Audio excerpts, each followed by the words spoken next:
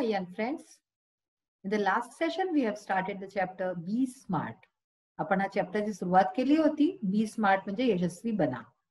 तर आज आपण हा चॅप्टर पुढे काय यांच्यात आहे कहाणी तर नाही, हा एक एसे आहे. तुम्हाला सांगितलं होतं मी लास्ट सेशन मध्ये, निबंध आहे एक, ज्याने की असे टिप्स दिले गेले आहेत की तुम्ही यशस्वी कसे बनू शकता. चला वाचूया बी स्मार्ट. तर मागच्या सेशन मध्ये आपण काही छान गोष्टी वाचल्या होत्या की गोल्स सेट करायला पाहिजे, आणि म्हणजे की ध्येय असला पाहिजे, त्याच्याने काय होऊ शकतं. आता आज आपण ह्याच्या पुढचा भाग ऐकू. Setting goals may appear easy but for some it is quite challenging. तर गोल सेट करणं, कोणतं ध्येय ठेवणं, लक्ष ठेवणं वस्तूचं, म्हणजे हे एक इझी ऐकायला असं वाटतं की हा हे तर फार सरळ आहे, पण काही लोकांकरता हे खूप चॅलेंजिंग आहे, हे फार कठीण काम असतं. Fear of failure may be avoided in the absence of any goals. जर आपण कोणता गोलच नाही ठेवू, आपला कोणता लक्ष्य नाही ठेवू, आपला कोणतं ध्येय नाही ठेवू, तर जो फेलियरचा फिअर आहे, म्हणजे की आपण नापास होतो ना. तुम्ही आता अभ्यास करताय तर तुम्हाला काय भीती असते की आपण फेल ना होऊन जाऊ कुठे. तर तशाच प्रकारे फिअर ऑफ फेलियर, ह्याची जी भीती आहे की आपण त्या कामात पुढे नाही वाढू शकू, हेच नाही राहिले जर आपण कोणतं गोल नाही ठेवू, कोणतं ध्येय नाही ठेवू. तर after all one has to decide what one wants to achieve in the end. कारण की शेवटी एका व्यक्तीला हे निर्णय तर घ्यावाच लागतो ना की तो आपल्या काय करायचं आहे, त्याला आपल्या जीवनात पुढे कसं वाढायचंय आणि पुढे फ्युचरमध्ये तो काय करणं चाहतोय. To accomplish goals experts recommend a 5 step approach. तर गोल्सला, ध्येयांना पाय करता आपण कसं त्यांना पाहू शकतो, त्याच्याकरता एक्सपर्ट लोक जे आहेत जे त्या गोष्टींमध्ये, ते एक 5 स्टेपचा अप्रोच म्हणतात की त्याच्याने तुम्ही आपले गोल्स पाहू शकतात आरामाने. ते तुम्हाला इझिली म्हणजे की तुम्ही करू शकतात. तर त्याचं काय आहे, smart goals are a methodology of thinking that helps people reach success. तर जे स्मार्ट गोल्स आहेत, स्मार्ट जे आपले ध्येय आहेत, ते काय आहेत, ते मेथोडॉलॉजी आहे, एक प्रकारची मेथड आहे, एक जे थिंकिंग आहे, मेथोडॉलॉजी ऑफ थिंकिंग, सोचायचा एक मेथड आहे, जे की लोकांना सक्सेस प्राप्त करायकरता, म्हणजे की यश प्राप्त करायकरता ते मदत करतं. Smart stands for specific, measurable, achievable, realistic and time bound. तर बघा, पहिला अक्षर सगळ्याचा घेतलेला आहे. तुम्हाला लक्षात असेल आपण वॉर्मिंग अप मध्ये अक्रॉस्टिक्स वाचलं होतं. तर हे अक्रॉस्टिक्स म्हणून केलं गेलं होतं की ह्याच्यात पहा, हर शब्दाने स्मार्ट लेटरच्या जे आहे काही ना काही आपलं बनलं आहे. चला ह्याला वाचूया काय आहे. Smart goals have a specific rubric. Smart जे गोल्स आहेत त्याचं एक जे आहे असं स्टेप बाय स्टेप कसं करायचं ते पहा दिलेलं आहे. सर्वात आधी आहे स्पेसिफिक. स्पेसिफिकचा अर्थ काय झाला, involves identifying a specific area for improvement. आता सपोज करा की तुम्ही प्लेयर आहे, ठीक आहे ना, काही गेम करता, तुम्ही क्रिकेट खेळता, ठीक आहे. तर त्याच्यामध्ये तुम्हाला हे माहिती असायला पाहिजे की तुम्ही कोणत्या वस्तूत चांगले आहात आणि कोणत्या वस्तूत तुमची कमजोरी आहे. तर ते मग काय होईल, ज्यात कमजोर आहे तुम्हाला ती स्पेसिफिक एरिया जो आहे की जो तुम्हाला ठीक करायचा आहे, ज्यात तुम्हाला पुढे नीट करायचं आहे, तो माहिती असला पाहिजे. तर तो आयडेंटिफाय करता आला पाहिजे की तुम्हाला हे माहिती आहे की आपण हे वस्तू नीट नाही करू पावत. The more specific the area, the more refined the achievement of one's goals can be. तर जितकं तुम्ही स्पेसिफिक राहिले की आपल्याला ह्याच्यात हे, सपोज म्युझिक कोणी शिकतं, म्युझिक मध्ये त्याला हे माहिती आहे की आपल्याला हे ह्याच्यात प्रॉब्लेम आहे, आपल्याला हे करायचं. तर स्पेसिफिक जितके तुम्ही राहिले त्या गोष्टीमध्ये तुम्ही आपला अचीवमेंट जे आहे प्राप्त करू शकता, ते ध्येय प्राप्त करायमध्ये तुम्ही तितकंच म्हणजे आरामाने करू शकता. It makes it easier to set parameters and work towards the goal. ह्याच्याने काय होतं, इझी होऊन जातं तुमचं काम. तुम्ही पॅरामीटर, तुम्हाला माहिती की तुम्ही हे चीज तुमची इम्प्रूव्ह करायची आहे तुम्हाला, आणि तुम्ही त्याच दिशेमध्ये काम करता. For example, if it is a building a house, suppose करा की एक घर बनतंय कोणचं, what exactly is the capacity required. तर काय ऍक्च्युली कॅपॅसिटी आहे त्याची, जितके की किती लोक राहतील, काय आहे, किती मोठं बनेल, हे काय आहे हे माहिती असेल. And how long can it stretch, आणि किती जास्त दिवस ते चाललेले घर बनणं, हे सगळं स्पेसिफिकली तुम्हाला एक एक वस्तू माहिती असली पाहिजे. नेक्स्ट आहे मेजरेबल, की ते मोजता येईल असं. आता मोजायचा अर्थ काय बरं, quantifying goals provides specific ways to track progress against goals. तर आपल्याला जर माहिती असेल की आपण इतकं टाइम देणार आहे, इतकं हे आहे, तर आपल्याला प्रोग्रेस आपण पाहू शकतो आपली, की गोल, आपली जे ध्येय आहे आपण ते कशा प्रकारे प्राप्त करू ते आपण ट्रॅक करू शकतो. This makes it easy to benchmark performance throughout the goal period, including areas to improve. म्हणजे बेंचमार्क काय असतं, standard by which something can be measured judged. म्हणजे की एक आपण बेंचमार्क सेट करतो की आपण जे आहे, सपोज कोणी तुम्ही क्रिकेट खेळताय तर तुम्ही इतके रन बनवताच नेहमी, तर हा तुमचा बेंचमार्क सेट होऊन गेला, तुम्ही त्याच्या खालती नाही, तुम्ही त्याच्या वरतीच झाले. ठीक आहे ना. तर काय होतं ह्याच्याने, इझी टू बेंचमार्क परफॉर्मन्स. आपली परफॉर्मन्स तुम्ही बेंचमार्क करू शकता through out the goal period. जितका तुमचा तो पिरियड आहे गोलचा, ध्येय प्राप्तीचा, त्याच्यात तुम्ही हे पाहू शकता की आपण किती काय केलं. इन्क्लुडिंग एरियाज टू इम्प्रूव्ह, आणि जे इम्प्रूव्ह करायचे तुमचे एरिया ते पण तुम्ही त्याच्यात इन्क्लूड करू शकता. While playing football one's exact role and position has to be clearly defined. जसं की कोणी फुटबॉल खेळतं तर त्याला हे माहिती असलं पाहिजे की त्याचा रोल काय आहे आणि त्याची पोझिशन काय आहे त्या गेम मध्ये. अचिवेबल म्हणजे की ते जे आहे प्राप्त केलं जाय असं असलं पाहिजे. Setting goals that can be completed in the designated period of time. अशा प्रकारचं गोल, अशा प्रकारचे ध्येय सेट करणं जे की तुम्ही एक जो टाइम लिमिट आपल्याकरता ठेवला आहे त्याच्यामध्ये करू शका, म्हणजे ते तुम्ही प्राप्त करू शका असं असलं पाहिजे. Often these goals may act like stepping stones to help meet broader goals that further define a career. Suppose तुम्ही एक गोल ठेवला, मग तुम्ही त्याला अचीव्ह केलं, तर त्याच्याने काय होईल, पुढे जाऊन तुम्ही त्याच्याहून मोठा गोल बनवू शकता आणि मग त्याला सुद्धा अचीव्ह करू शकता. सो दिस इज अचिवेबल, की तुम्ही प्राप्त करण्यायोग्य. एकदम से तुम्ही काही मोठा गोल नाही ठेवू शकत. लाईक एज स्टुडंट्स, आता आपण विद्यार्थी आहोत, तुम्ही विद्यार्थी आहात, we can't become a president a prime minister. तुम्ही एकदम प्रेसिडेंट किंवा प्राईम मिनिस्टर बनायची नाही समजू शकत, but can hope to reach those heights in future. पण पुढे जाऊन जेव्हा तुम्ही त्याच्याकरता छोटे छोटे स्टेप्स करून पुढे झाले तेव्हा तेही होऊ शकतं काही, कारण की इम्पॉसिबल तर नाहीच आहे. रिअलिस्टिक म्हणजे की यथार्थवादी असलं पाहिजे तुमचा goal. It is important to create goals that are within one's current skill set or area of expertise. तर असा तुमचा जो गोल असला पाहिजे, ध्येय असला पाहिजे, तो असा तुम्ही क्रिएट करा, असा बनवा that are within one's current skill, जो तुमच्या स्किलचा, जो तुम्ही कौशल आहे त्याच्या अकॉर्डिंगच बनवा. आणि set or area of expertise म्हणजे जो तुम्ही करू शकता अशाच प्रकारचं रिअलिस्टिक ठेवा, यथार्थवादी. बिल्डिंग एक्सपर्टीज टेक्स टाइम, कारण की कोणत्या वस्तूमध्ये एक्सपर्टीज करायला खूप जास्त मेहनत लागते. So expecting to become an expert in a short amount of time is unrealistic. तुम्ही चाहले की तुम्ही त्याच्यामध्ये खूप म्हणजे की बढिया करू लागा कोणती वस्तू एकदम से, तर तसं नाही होईल, बहुत टाइम लागतं. It takes a lot of time. Suppose तुम्हाला म्युझिक मध्ये आवड आहे, डान्स तुम्ही करता आणि तुम्ही सोचाले की एकदम मी मायकल जॅक्सन बनून जाऊ, असं नाही होत. आपल्याला प्रॅक्टिस करावी लागते. तर रिअलिस्टिक असलं पाहिजे, यथार्थवादी.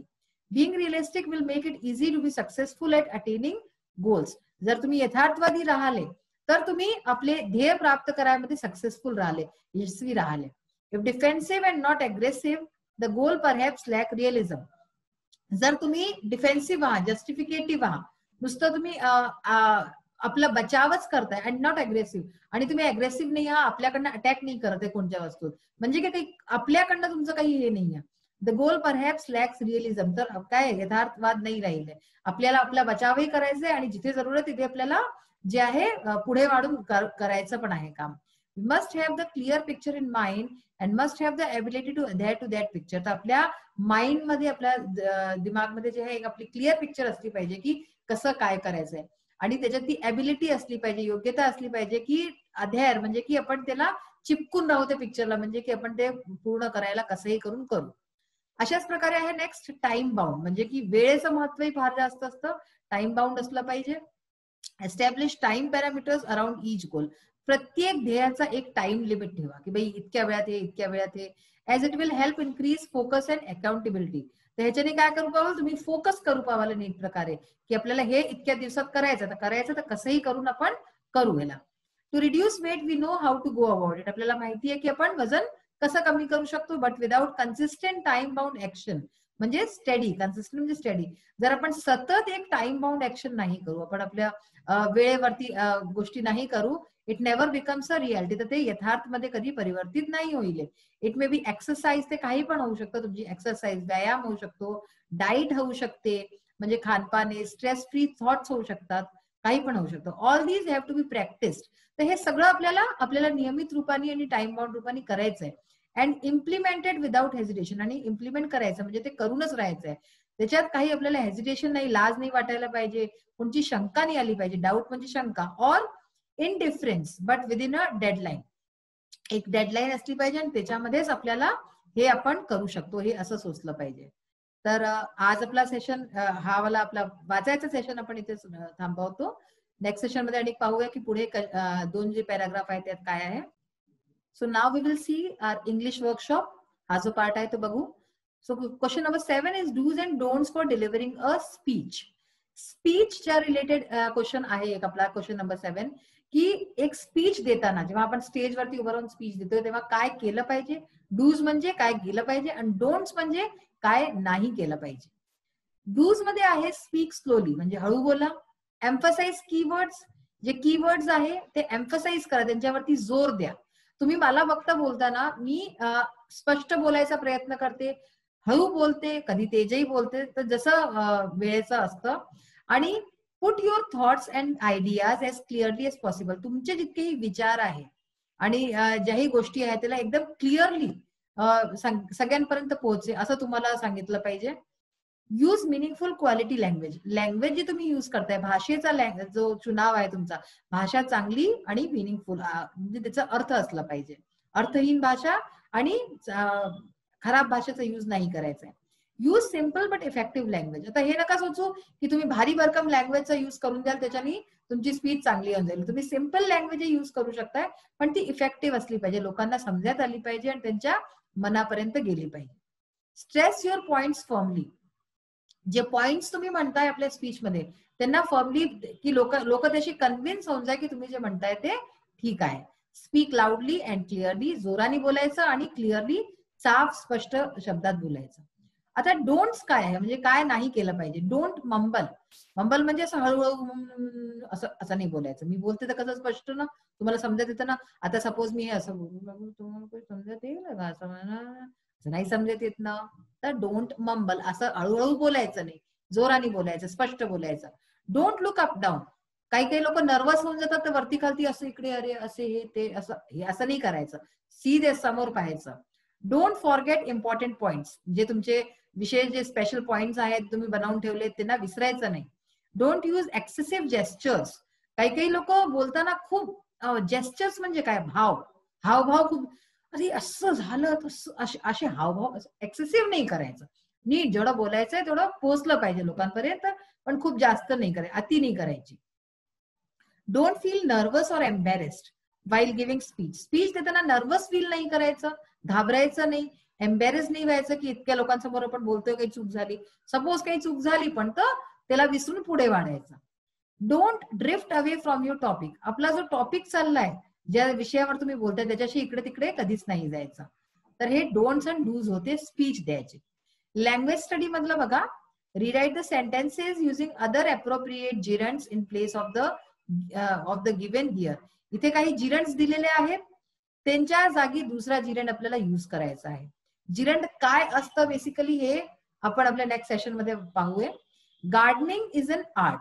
तर गार्डनिंग काय आहे, हे आयएनजी लागलेलं असतं जिरंट्स मध्ये आणि हे काय असतं ऍक्च्युली नाऊन असतं जे की वर्ब फॉर्म मध्ये युज. तर गार्डनिंग इज अन आर्ट, तर गार्डनिंगच्या जागी आपण पेंटिंग करून दिलं. कुकिंग इज अ सायन्स, तर बँकिंग करून दिलं. आय एन्जॉय रीडिंग पोएम्स, तर रीडिंग आहे तर रीडिंगच्या जागी I enjoy acting. I like reading more than writing, तर I like riding more than swimming. हे तुम्हाला अनेक नीट प्रकारे समजेल जेव्हा मी नेक्स्ट सेशन मध्ये समजवेल. पण ही एक्सरसाइज तुमच्या समोर राहील तर तुम्ही आरामाने समजू शकता. Underline the verbs and choose the correct option from the brackets. Verb जितके आहे याला अंडरलाईन करायचे आणि ऑप्शन दिले आहेत 2-2, त्यातनं जो करेक्ट ऑप्शन आहे त्याला आपण पाहू. Preeti even wrote about it. तर रोट हा कोणता आहे, राईट, रोट, रिटन. तर रोट हा पास्ट टेन्स झाला, राईट हा प्रेझेंट टेन्स असतो, तर रोट हे पास्ट टेन्स झालं. Today Sanjay found a new book. आता इथे तुम्ही चक्रावाल की टुडे म्हणजे आज झालं, तर आज म्हणजे तर प्रेझेंट टेन्स आहे, तर नाही. इथे तुमचा काय आहे, वर्ब फाउंड. आपल्याला नुसतं काय म्हटलं की वर्बला अंडरलाईन करून जो वर्बचा करेक्ट ऑप्शन आहे तो पाहायचा. तर फाउंड हा काय आहे, पास्ट टेन्सचा आहे. फाइंड, फाउंड, फाउंड है ना, तर हे फाउंड पास्ट टेन्स. नेक्स्ट आहे राहुल फाइंड्स मॅथ्स इझी. तर फाइंड्स हे प्रेझेंट टेन्स झालं. आणि नेक्स्ट आहे प्रीती वॉज स्कॉर्नफुल. वॉज हा वर्ब आहे आणि वॉज हे सिंग्युलर असतं, वॉज हे प्लुरल नसतं, सिंग्युलर एक वचन. This is the old kind of school. आता पहा इथे वॉज, इज हे जे वर्ब्स आहे ना मेन वर्ब सारखं युज केलं जातं. इज हे पण सिंग्युलर आहे. They are sportsman, they are plural आहे. Change the verb form according to the change to the subject. आता पहा इथे काही सेंटेन्स दिले आहे आणि त्यांना कसं चेंज करायचंय त्यांनी सांगितलंय, तसंच आपण करूया. I don't know, change I to she. आता इथे आईच्या जागी आपल्याला शी लावायचंय. जर शी लावू तर काय होईल, वर्बचं फॉर्म पण चेंज होऊन जाईल. आय डोंट नो तर शी डोंट नो नाही होईल, शी डझंट नो. बघा, she doesn't know. My father knows, त्याच्या जागी change my father to we. My फादरच्या जागी वी लावू तर वी नोज नाही होईल, वी नो. म्हणजे सब्जेक्टच्या हिशोबे वर्ब सुद्धा चेंज होत राहतो. I am following in your footsteps, change I to he. तर आयच्या जागी जर ही लावलं तर ही इज होऊन जाईल. आय एम असतं तर he is following in your footsteps. अशा प्रकारे हे चेंज झाले. तर आज आपण फार महत्वाचं की आपण आपल्या ध्येय प्राप्ती करता आपल्याला काय काय केलं पाहिजे. आपल्याला रिअलिस्टिक अप्रोच ठेवली पाहिजे, अचिवेबल असलं पाहिजे, टाइम बाउंड असलं पाहिजे, तेव्हा आपण आपले ध्येय जे आहे ते प्राप्त करू शकू. आजही आपण पाहिलं. याच्याच बरोबर लँग्वेज स्टडीचे इम्पॉर्टंट पार्ट्स पण बघितले. नेक्स्ट सेशन मध्ये आणि काही आपण इम्पॉर्टंट पार्ट्स बघूया आणि चॅप्टरचा कन्क्लुडिंग पार्ट सुद्धा बघूया. Till then bye, have a nice day. Thank you.